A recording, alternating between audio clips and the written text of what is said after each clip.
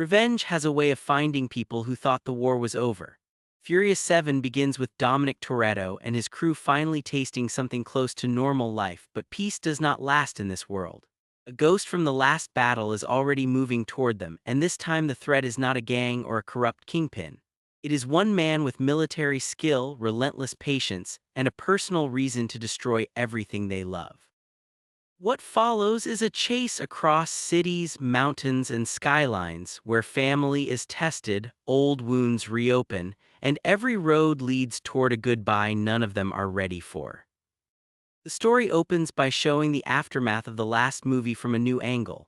Owen Shaw, the mastermind behind the military attacks, lies broken in a hospital after the crash that ended his campaign. A man visits him and quietly takes in the wreckage. This is Deckard Shaw, Owen's older brother. Where Owen was cold and strategic, Deckard feels even more dangerous because he carries the same discipline with a far more personal fury. He blames Dominic Crew for what happened to his brother, and from the moment he walks into that hospital room, revenge becomes the engine of the story. Back in Los Angeles, Dom and the others are trying to build ordinary lives. Brian O'Connor is now a full-time father, taking Mia Toretto's son Jack to school and trying to adjust to a life that no longer runs on high-speed escapes. The shift is harder for him than he wants to admit. He loves his family, but part of him still misses the rush of the road. Dom is dealing with his own quiet tension. Letty Ortiz is back, but her memory is still fractured. She knows she belongs with him, yet she cannot feel the full weight of the past they shared.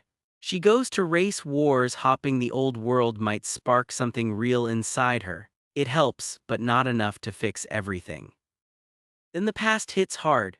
Han Lu is killed in Tokyo when his car is struck by another driver, and the audience learns it is Deckard sending his message. Soon after that, Deckard attacks Luke Hobbs in a brutal fight that leaves Hobbs badly injured and out of the field. Then a bomb explodes at Dom's home, nearly killing him and putting everyone on notice. This enemy knows exactly who they are, where they live, and how to hit without warning. At Han funeral in Los Angeles, the mood is heavy and angry. The crew is grieving, but they are also waiting for the next strike. Dom sees a suspicious figure nearby and chases him. It turns into a quick, violent confrontation in the street, ending with the reveal that the man is Deckard Shaw. Before Dom can finish it, a covert black operations team appears and shuts the whole encounter down. That is how the crew meets a man known only as Mr. Nobody. He is calm, secretive, and clearly connected to government-level power. He knows exactly who Dom is and exactly what Deckard wants. Mr. Nobody offers a deal. A brilliant hacker named Ramsey has created a program called God's Eye, a surveillance tool capable of locating almost anyone in the world through digital networks. A terrorist leader named Most Jackand has captured Ramsey and plans to use God's Eye for his own ambitions. If Dom and his crew rescue Ramsey and recover the program, Mr. Nobody will use it to help them find Deckard. Dom accepts because he has no better option. Deckard is too skilled to track through ordinary means, and if the crew waits around, he will keep hunting them one by one. So the family comes together again. Brian returns to the field. Roman Pierce brings his usual mix of panic and bravado. Tej Parker brings the technical mind they always need. Letty joins despite her inner conflict. And with Hobbs sidelined, this mission becomes even more personal for the people left standing. The rescue operation starts with one of the movie's biggest action ideas. Ramsey is being transported through the mountains in a heavily guarded convoy, and the only way to intercept it is to drop cars out of a plane over the Caucasus region and parachute them onto the mountain roads below. One by one, the cars blast out of the aircraft and slam onto the narrow road. The crew tears down the mountain, dodging gunfire, cliffs, and armed vehicles while trying to reach the convoy before Jack and men disappear with Ramsey. The sequence is wild even by fast standards, but it also shows how well this team operates under pressure. Dom drives with pure force and instinct. Brian balances precision with courage. Letty moves with aggression that feels natural again. Roman panics loudly but still gets the job done. They eventually free Ramsey and escape, though not without damage and more proof that Jackand is every bit as dangerous as Mr. Nobody warned.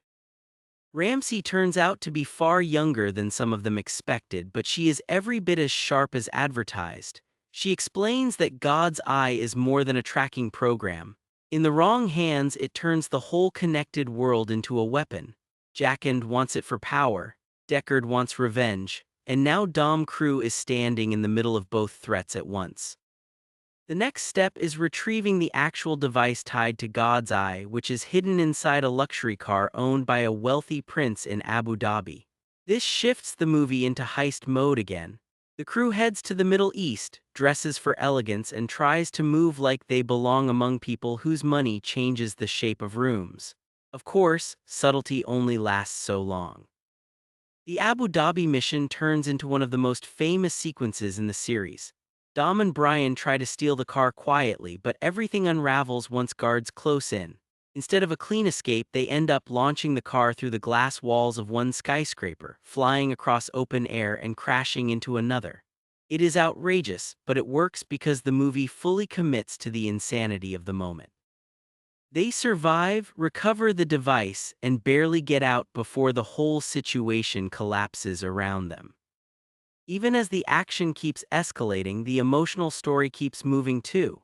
Letty still struggles with her missing past, and that pain becomes sharper when the crew visits the place where she was once thought to have died. She needs answers about who she was and who she wants to be now. Dom keeps giving her space, but it is clear that every step forward for the team is shadowed by uncertainty inside their relationship. Brian is also confronting something bigger than danger. Mia reveals that she is pregnant again, which forces Brian to face the question he has been avoiding. Can he keep living this life and still be the father his children need? That tension quietly follows him through the rest of the movie. Back in the United States, the crew finally uses God's Eye to locate Deckard, but their advantage does not last. Jackand attacks and steals the program, turning the hunt upside down again.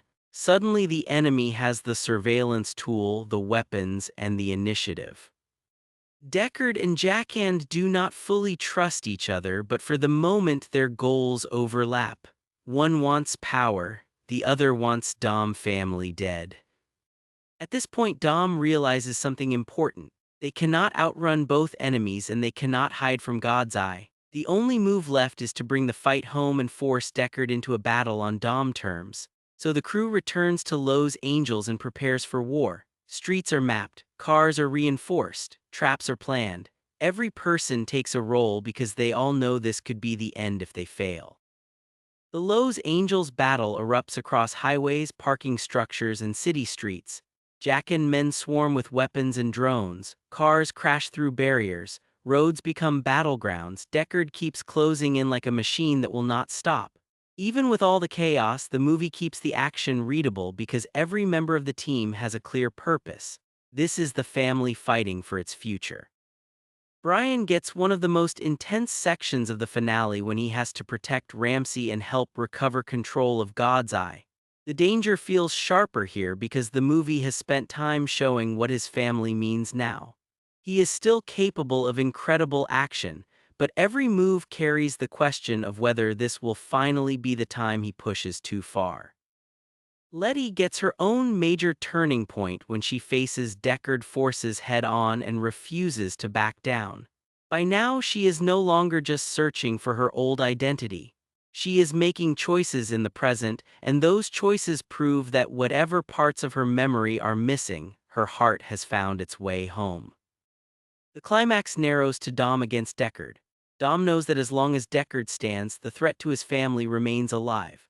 Their final fight is brutal and stripped down compared to the massive stunts surrounding it. It is two men carrying grief, rage, and loyalty into one last collision. Dom uses every bit of the battlefield around him to stay alive and keep Deckard contained, while the rest of the crew works desperately to stop Jackand from finishing them all. Then Luke Hobbs returns. Even injured, he refuses to stay out when the fight reaches its peak. Hobbs joins the final push with pure force, helping take down Jackand and destroying the remaining threat in spectacular fashion. Dom finally defeats Deckard, and the vendetta that has haunted the whole story is brought to an end.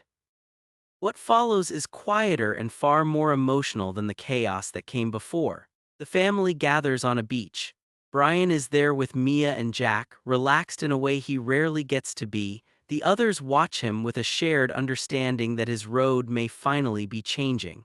He has spent years risking his life beside them, but now he has something even more important to protect. Dom sees that clearly. He understands that Brian has earned something rare in this world, a real chance at peace. No speeches are needed to make that truth land.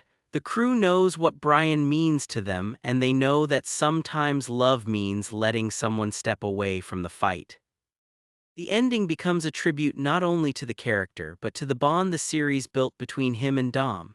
They drive one last time side by side before the road splits. It is simple, calm, and deeply emotional because the whole movie has been about trying to hold on while life keeps changing. Brian is not erased, he is not forgotten, he is allowed to keep driving toward a different kind of life. Furious 7 works because beneath the impossible stunts and global scale, it keeps its heart fixed on loyalty, grief, and change. Deckard Shaw brings revenge to the door, but the movie is really about what happens when a family that was built on chaos has to face the idea of growing beyond it. Dom learns that protecting family sometimes means fighting, and sometimes it means letting go. Letty finds her place again through choice, not memory alone. Brian reaches the point where the road behind him matters less than the home waiting ahead. By the end, Furious 7 is not just an action movie about fast cars and bigger explosions. It is a story about loss, love, and knowing when to keep driving and when to turn toward home. And when the road finally divides, the only thing louder than the engines is the feeling that some goodbyes never really end.